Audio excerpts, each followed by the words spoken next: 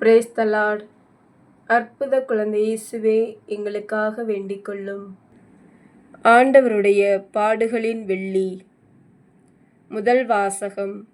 இறைவாக்கினர் எசாயா நூலிலிருந்து வாசகம். அதிகாரம் 52, இறைவார்த்தைகள் 13, மேலும் அதிகாரம் 53, இறைவார்த்தைகள் 12 முடிய. இதோ என் ஊழியன் சிறப்படைவார்.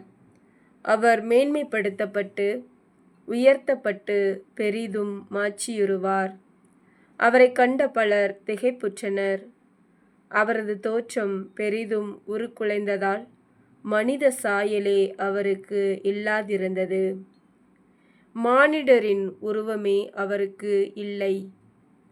அவ்வாறே அவர் பல பிற இனத்தாரை அதிர்ச்சிக்குள்ளாக்குவார். அரசர்களும் அவரை முன்னிட்டு வாய்ப்பொத்தி நிற்பர். ஏனெனில் தங்களுக்கு சொல்லப்படாததை அவர்கள் காண்பர். தாங்கள் கேள்விப்படாததை அவர்கள் புரிந்து கொள்வர். நாங்கள் அறிவித்ததை நம்பியவர் யார்?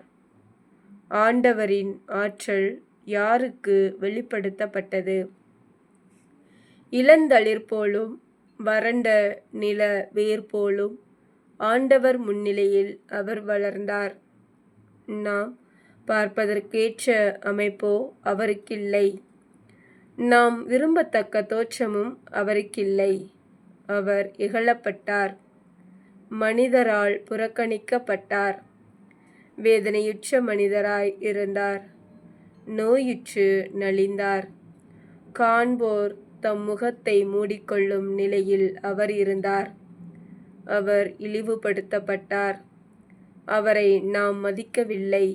மெய்யாகவே அவர் நம் பிணிகளை தாங்கிக் கொண்டார், நம் துன்பங்களை சுமந்து கொண்டார். நாமோ அவர் கடவுளால் வதைக்கப்பட்டு நொறுக்கப்பட்டவர் என்றும் சிறுமைப்படுத்தப்பட்டவர் என்றும் எண்ணினோம். அவரோ நம் குற்றங்களுக்காக காயமடைந்தார், நம் தீச்செயல்களுக்காக நொறுக்கப்பட்டார். நமக்கு நிறைவாழ்வை அளிக்க அவர் தண்டிக்கப்பட்டார். அவர் தம் காயங்களால் நாம் குணமடைகின்றோம். ஆடுகளைப் போல நாம் அனைவரும் வழிதவறி அலைந்தோம். நாம் எல்லாரும் நம் வழியே நடந்தோம். ஆண்டவரோ நம் அனைவரின் தீச்செயல்களையும் அவர் மேல் சுமத்தினார்.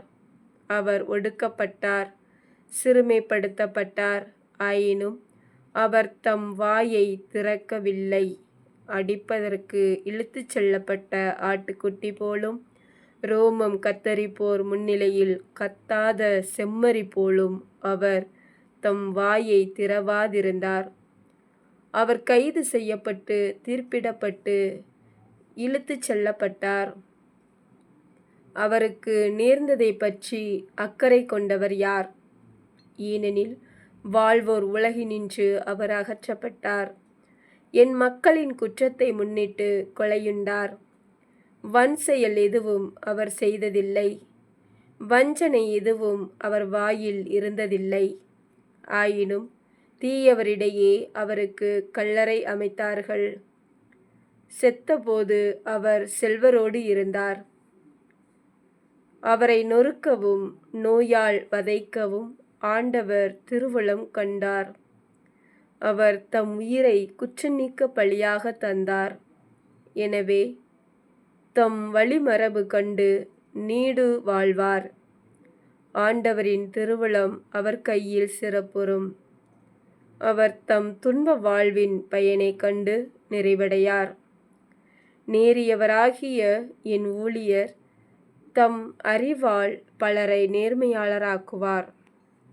அவர்களின் தீச்செயல்களை தாமே சுமந்து கொள்வார். ஆதலால் நான் அவருக்கு மதிப்பு மிக்கவரிடையே சிறப்பளிப்பேன். அவரும் வலியவரோடு கொள்ளை பொருளை பங்கிடுவார். ஏனெனில் அவர் தம்மையே சாவுக்கு கையளித்தார். கொடியவருள் ஒருவராக கருதப்பட்டார். ஆயினும் பலரின் பாவத்தை சுமந்தார். கொடியோருக்காக பரிந்து பேசினார். இது ஆண்டவர் வழங்கும் அருள்வாக்கு. இறைவா உமக்கு நன்றி. பதிலுரை பாடல். திருப்பாடல் 31. பல்லவி. தந்தையே, உம் கையில் என் உயிரை ஒப்படைக்கின்றேன். தந்தையே, உம் கையில் என் உயிரை ஒப்படைக்கின்றேன். தந்தையே, உம் கையில் என் உயிரை ஒப்படைக்கின்றேன்.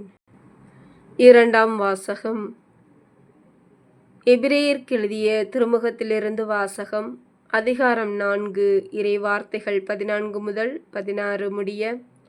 மேலும் அதிகாரம் 5, இறைவார்த்தைகள் 7 முதல் 9 முடிய. வானங்களை கடந்து சென்ற இறைமகனாகிய இயேசுவை நாம் தனிப்பெரும் தலைமை குருவாக கொண்டுள்ளதால் நாம் அறிக்கையிடுவதை விடாது பற்றிக் கொள்வோமாக. ஏனெனில் நம் தலைமை குரு நம்முடைய வலுவின்மையை கண்டு இரக்கம் காட்ட இயலாதவர் அல்ல. மாறாக எல்லா வகையிலும் நம்மை போல சோதிக்கப்பட்டவர், எனினும் பாவம் செய்யாதவர். எனவே நாம் இரக்கத்தை பெறவும் ஏற்ற வேளையில் உதவக்கூடிய அருளை கண்டடையவும் அருள் நிறைந்த இறை அரியணையை துணிவுடன் அணுகிச் செல்வோமாக. அவர் இவ்வுலகில் வாழ்ந்த காலத்தில் தம்மை சாவிலிருந்து காப்பாற்ற வல்லவரை நோக்கி உரத்த குரல் எழுப்பி கண்ணீர் சிந்தி மன்றாடி வேண்டினார். அவர் கொண்டிருந்த இறைப்பற்று கலந்த அச்சத்தை முன்னிட்டு கடவுள் அவருக்கு செவிசாய்த்தார். அவர் இறைமகனாய் இருந்தும் துன்பங்கள் வழியே கீழ்ப்படிதலை கற்றுக்கொண்டார். அவர் நிறைவுள்ளவராகி தமக்கு கீழ்ப்படிவோர் அனைவரும் என்றென்றும் மீட்படைய காரணமானார்.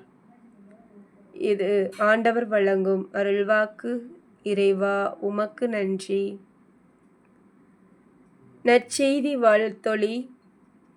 கிறிஸ்து சாவை ஏற்கும் அளவுக்கு, அதுவும் சிலுவைச் சாவையே ஏற்கும் அளவுக்கு கீழ்ப்படிந்து தம்மையே தாழ்த்தி கொண்டார். எனவே கடவுளும் அவரை மிகவே உயர்த்தி எப்பெயருக்கும் மேலான பெயரை அவருக்கு அருளினார். நற்செய்தி வாசகம். புனித யோவான் எழுதிய நற்செய்தியிலிருந்து வாசகம்.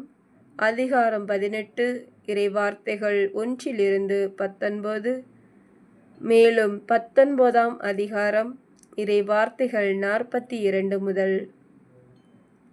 திருப்பாடுகளின் வில்லி. நீண்ட வாசகம்.